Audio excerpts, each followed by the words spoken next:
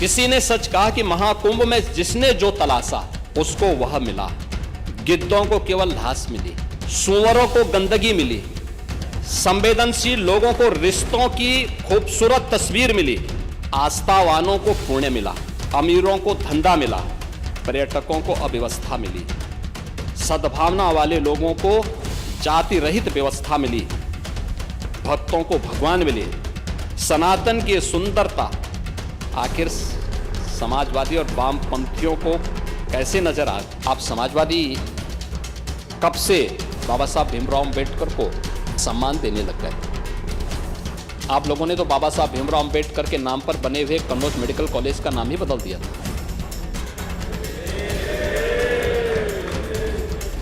तब याद नहीं आई बाबा साहब की? याद करिए 2012 में जब समाजवादी पार्टी की सरकार बनी थी, तब समाजवादी पार्टी के तत्कालीन मुखिया ने कहा था कि अंबेडकर जी के नाम पर और अन्य सामाजिक न्याय के महापुरुषों के नाम पर जो भी स्मारक बने इनको तोड़ करके मैरिज हॉल बना देंगे। जो लोग महाकुंभ का विरोध कर रहे थे उनके बारे में उसने बहुत सटीक टिप्पणी की। उन्होंने कहा कि पिछले 1.5 महीने में आप वामपंथियों समाजवादियों की बाल खगाल लीजिए, महाकुंभ को लेकर के विश्व भ्रमण के अलावा कुछ नहीं दिखेगा। गंदगी, अव्यवस्था, पर्यटकों की परेशानी के अलावा इनकी बजबजाती वाल पर दूसरी कुछ भी नहीं मिलेगा।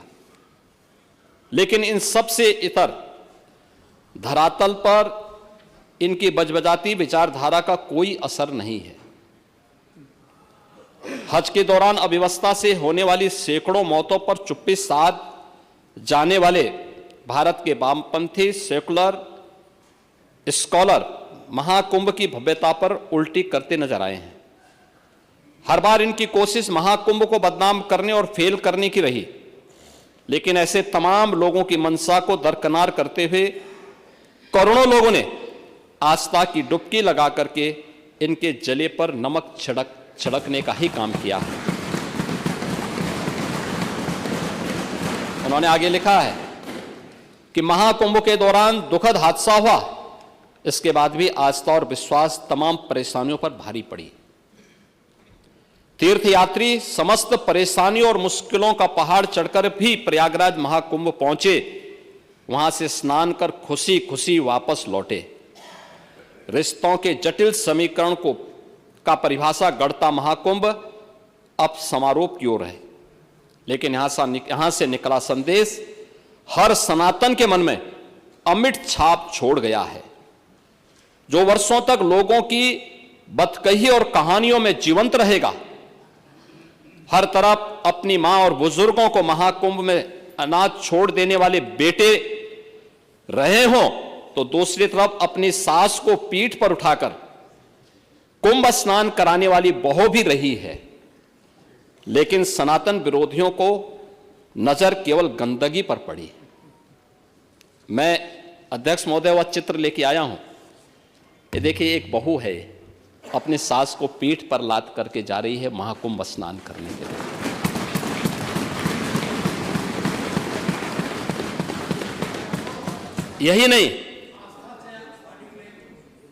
यही नहीं, आगे एक और बात कहते हैं। किसी ने सच कहा कि महाकुंभ में जिसने जो तलाशा उसको वह मिला। गिद्धों को केवल घास मिली, सूअरों को गंदगी मिली, संवेदनशील लोगों को रिश्तों की खूबसूरत तस्वीर मिली, आस्थावानों को पुण्य मिला, सज्जनों को सज्जनता मिली, गरीबों को रोजगार मिला, अमीरों को धंधा मिला, श्रद्धालुओं को साफ सुथरी व्यवस्था मिली, पर्यटकों को अव्यवस्था मिली, सद्भावना वाले लोगों को जाति रहित व्यवस्था मिली, भक्तों को भगवान मिले। मतलब सबने अपने स्वभाव और चरित्र के अनुसार चीजों को देखा है। एक ही घाट पर सभी जातीय वर्ग के तीर्थयात्री स्नानार्थी बिना किसी भेदभाव के नहाते रहे।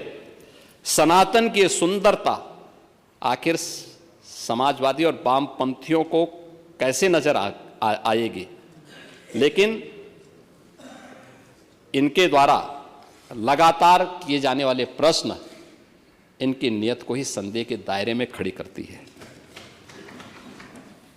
महोदय, ये टिप्पणी अचानक नहीं है, ये टिप्पणी भारत की टिप्पणी है, भारत की भावनाओं की टिप्पणी है। और जो स्वयं कुछ कर नहीं सकते थे, जिन लोगों ने अपने समय में इस पूरे आयोजन को अव्यवस्था और भ्रष्टाचार का शिकार बनाया था, आज वे महाकुंभ पर इस प्रकार की टिप्पणी करके भारत की भावनाओं के साथ ही खिलवाड़ करने का काम कर रहे हैं।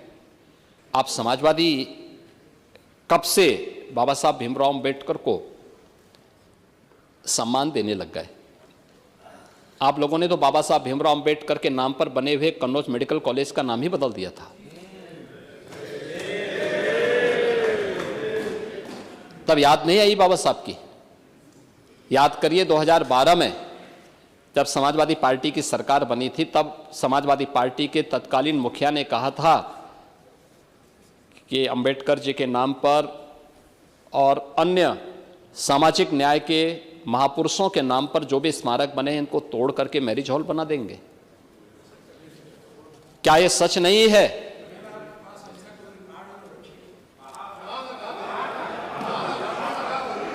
क्या यह सच नहीं है? क्या यह सच नहीं है कि उस दौरान समाजवादी पार्टी ने न केवल बाबा साहब भीमराव अंबेडकर के नाम पर, बल्कि मान्यवर कांसी राम के नाम पर लखनऊ के भाषा विश्वविद्यालय का भी नाम बदल दिया था।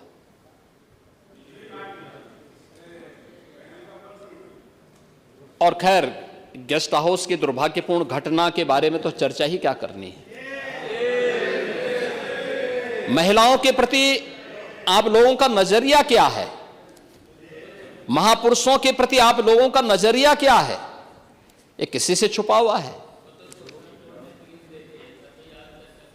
अब देखिए, जिसको दुनिया ने देखा है, जिसको दुनिया ने अपनी आंखों से देखा है, उसको कहीं से भी क्लीन चिट मिल जाए, कभी उससे आप छुटकारा नहीं पा सकते, कभी नहीं छुटकारा पा सकते हैं। और दुनिया ने देखा है, और इसीलिए मैं कहना चाहूंगा कि समाजवादी पार्टी के इस आचरण से तो हर सभ्य समाज हमेशा व्यथित रहा है। आप किस बात की बात करते हैं? और बाबा साहब भीमराव अंबेडकर से जुड़े हुए पंच तीर्थों का निर्माण यह भारतीय जनता पार्टी की सरकार में प्रधानमंत्री मोदी जी के द्वारा ही किया गया। लखनऊ में बाबा साहब भीमराव अंबेडकर के नाम पर एक इंटरनेशनल सांस्कृतिक केंद्र का निर्माण भी यह डबल इंजन की भारतीय जनता पार्टी की सरकार ही लखनऊ में कर रही है। 26 नवंबर की तिथि को संविधान दिवस के रूप में, बाबा साहब भीमराव अंबेडकर के प्रति श्रद्धा व्यक्त करने के दिवस के रूप में यह भारतीय जनता पार्टी ही कर रही है।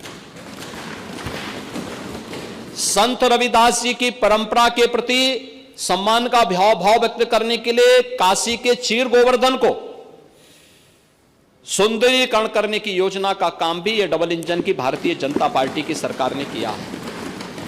आपने 4-4 बार रह करके किया क्या था? आप कर क्या रहे थे?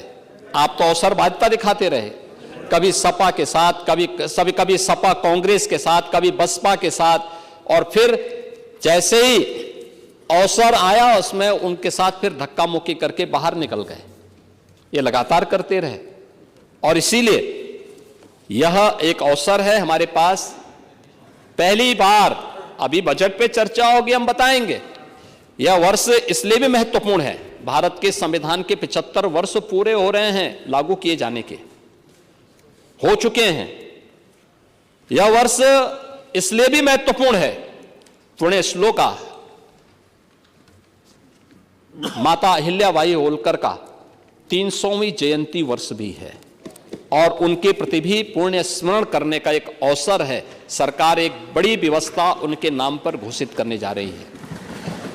संत कबीर के नाम पर भी हमारी सरकार एक योजना लेकर के आई है।